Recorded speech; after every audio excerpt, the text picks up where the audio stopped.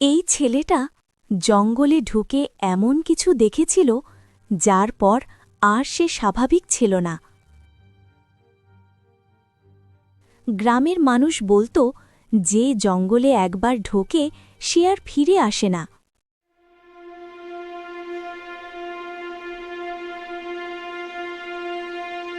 কিন্তু আজ একজন সাহসী যুবক সেই রহস্য ভাঙতে যাচ্ছে। রাত ঘনিয়ে এসেছে। জঙ্গলের পাশে ছোট রাহুল কাঁপছে। সে ফিস ফিস করে বলে, ওখানে কেউ আছে, আমি দেখেছি। হঠাৎ একটা ছায়া ধীরে ধীরে এগিয়ে আসে। রাহুল চিৎকার করে। মা! গ্রামের নাম সুখপুর। প্রতিদিনের মতো সবাই কাজে ব্যস্ত। ছোট ছেলে রাহুল খেলছে মাঠে। মা বলল, রাহুল, বেশি দূরে যাস না বাবা। ঠিক আছে মা, বেশি দূরে যাব না মা। কিন্তু খেলতে খেলতে সে জঙ্গলের দিকে চলে গেল। হঠাৎ জঙ্গলের ভেতর থেকে আলো ঝলমল করতে লাগল। রাহুল অবাক হয়ে এগিয়ে গেল। জঙ্গলের ভেতর অন্ধকার, হু হু বাতাস, পাখির ভয়ঙ্কর ডাক। রাহুল ভয় পেয়ে বলে, আমি বাড়ি যাব। ঠিক তখন পিছনে পায়ের শব্দ। সে ঘুরে দেখে এক বুড়ো লোক দাঁড়িয়ে আছে। বুড়ো বলে, তুমি এখানে একা কেন ছেলে? রাহুল কাঁপতে কাঁপতে বলে, আমি পথ হারিয়েছি।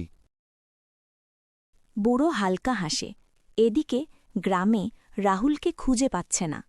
সে কাঁদতে থাকে। বাবা দৌড়ে আসে। কি হয়েছে? মা বললেন, রাহুল হারিয়ে গেছে। গ্রামের সবাই জড়ো হয়। একজন বলে, শেষে ওকে জঙ্গলের দিকে যেতে দেখা গেছে। সবাই ভয় পায়। তখন সাহসী যুবক আরিফ এগিয়ে আসে। আমি ওকে খুঁজে আনব। রাতে আরিফ একা একা ভয় ভয় জঙ্গলে ঢোকে। চারপাশে কুয়াশা। হঠাৎ আরিফ চমকে যায়। সে মাটিতে রাহুলের জুতার ছাপ দেখতে পায়। বলে, রাহুল এখান দিয়েই গেছে। সে এগিয়ে যায় আরও গভীরে। আরিফ দেখে বুড়ো লোক আগুন জ্বালিয়ে বসে আছে। রাহুল পাশে বসে কাঁদছে। আরিফ চিৎকার করে। ওকে ছেড়ে দাও। বুড়ো হেসে ওঠে। এই জঙ্গল আমার, এখানে কেউ ফিরতে পারে না। হঠাৎ তার চোখ লাল হয়ে ওঠে। সবাই বুঝে যায় সে জাদুকর। জাদুকর আগুন ছুঁড়ে মারে। আরিফ পাশ কাটায়।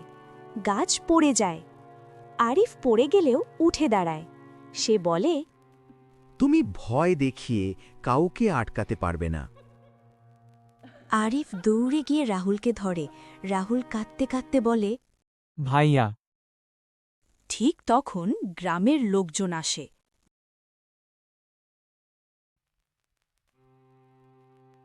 জাদুকর ধোঁয়ার মতো মিলিয়ে যায়। রাহুল মাকে জড়িয়ে ধরে। মা কাঁদে। আমার ছেলে ফিরে এসেছে। সবাই আরিফকে ধন্যবাদ দেয়।